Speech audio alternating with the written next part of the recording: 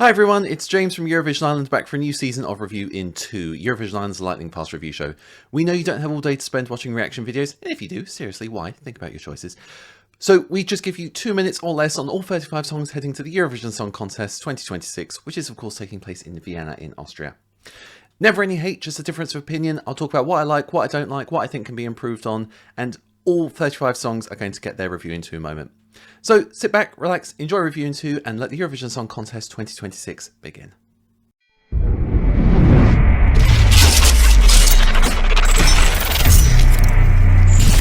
Let's take a look at Latvia, Atvara and Erna.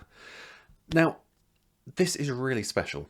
There's a lot I want to say about this. So it starts out with very gentle piano, which I think just helps sort of draw an audience in, which is always nice. Very dark staging, so it's sort of brooding, mysterious. And I love the fact she sings in Latvian. I think that's always a good thing. And we're seeing Latvian, sort of a resurgence of Latvian at Eurovision, which is really, really cool. I would argue Atvara is one of the best vocalists at the contest this year. Crystal clear voice, very hypnotic when she sings, but also incredibly powerful. Some of those notes she hits, just like, wow. She is really talented singer. With the staging, I would like to see her connect a little bit more to the camera, because sometimes she's so busy emoting and selling that song that she's sort of singing inwards. And I think if she connected to the camera that little bit more, I think it would really help push that song over the top. I do feel this is leaning more towards a jury vote than a televote, and I think the fact that the vocals are so impressive, that's going to do very well. For the televote though, I do like the sort of very simple staging, but that like broken glass effect towards the end. I think that's really spectacular, really like that. So I think there is a little bit there to get a televote to vote, but I think it is relying more on the juries.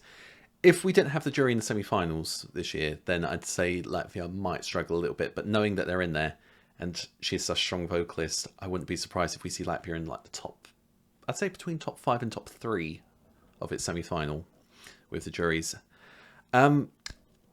Latvia have been gaining traction at Eurovision, and I'm really happy to see that. There was a period not that long ago where they were the kind of country that were almost there to make up numbers. But then we had Hollow in 2024, which was spectacular. Burman Laimi. There was a fantastic moment during the final. I said, do you remember that song everyone said wasn't going to qualify, wasn't going to go anywhere?